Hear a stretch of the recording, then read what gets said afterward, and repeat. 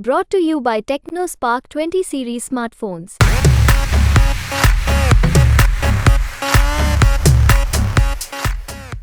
जब जब ऐसी घटनाएं होती हैं, देश के लोग दुखी भी होते हैं, चिंतित भी होते हैं और कहीं न कहीं भारत सरकार के ऊपर भी सवाल उठाते हैं।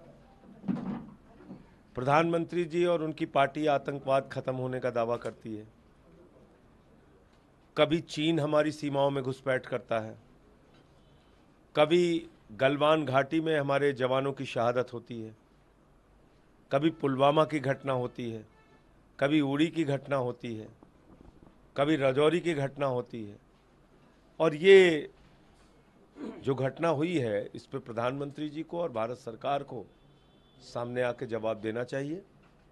मैं ईश्वर से प्रार्थना करता हूँ कि हमारे जवान ने जो शहादत दी है, उनकी पुण्य आत्मा को अपने चरणों में स्थान दें और उनके परिवार को यह अपार कष्ट सहन करने की शक्ति दे। मैं उनको आम आदमी पार्टी की ओर से अपनी श्रद्धांजलि देता हूं, लेकिन मैं भारत के प्रधानमंत्री से ये कहना चाहता हूं कि प्रधानमंत्री जी, आप कम से कम सुरक्षा के मामले में और भारत की सुरक्षा के मामले में ऐसी राजनीति मत कीजिए।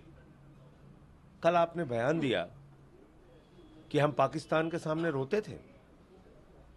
भारत का कोई प्रधानमंत्री ये स्वीकार करे कि हम पाकिस्तान जैसे पिदल्ली देश के सामने रोते थे, इससे ज्यादा दुर्भाग्यपूर्ण बात क्या हो सकती है?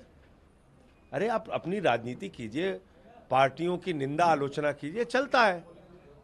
देश की सुरक्षा के मामले में आप भारत का ही सिर शर्म से झुका दे रहे, कह रहे हम पाकिस्तान के सामने रोते थे। कौन रोता था भाई? आपने पठानकोट में हमारे शहीदों की जांच आतंकवाद को बढ़ावा देने वाली आईएसआई से कराया, पाकिस्तान की एजेंसी से। कौन रोता था बताइए? आपने भारत के किसी प्रधानमंत्री ने पाकिस्तान के प्रधानमंत्री को अपने शपथ ग्रहण में नहीं बुलाया, आपने बुलाया। आप बिना बुलाए नवाज शरीफ का बर्थडे का केक काटने चले गए। प्रधानमंत्री जी, शायद आप भूल गए हैं, हमारे देश के वीर जवानों ने अपनी शहादत देके पाकिस्तान के 2 टुकड़े किए हैं। जिस भारत ने और भारत के वीर जवानों ने पाकिस्तान के 2 टुकड़े कर दिए, आप कह रहे हैं कि पाकिस्तान के आगे हम लोग रोते थे।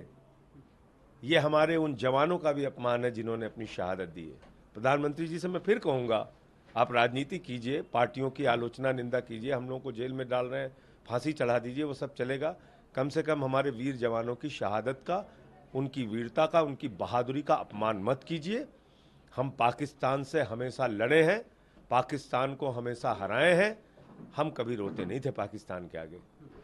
ये बहुत ही गलत और निंदाजनक बयान है प्रधानमंत्री का। आखिरी सवाल, वॉशिंग मशीन आज हम लोगों ने स्टेज पे देखी है, इनके बारे में बोल तो दिया। देश भर के जितने बड़े भ्रष्टाचारी हैं वो सब आज भाजपा के साथ हैं, प्रधानमंत्री नरेंद्र मोदी जी के साथ हैं। मोदी जी ने 2014 के बाद मोदी वॉशिंग मशीन निकाली है, जिसमें बड़े से बड़े भ्रष्टाचारी का पाप धुल जाता है। चाहे वो अजीत पवार हो, चाहे जनार्दन रेड्डी हो, चाहे मुकुल राय हो, शुभेंदु अधिकारी हो, हेमंत विश्व शर्मा हो, चाहे आदर्श घोटाले के आरोपी अशोक चौहान हो या प्रफुल्ल पटेल हो, सारे लोग हैं।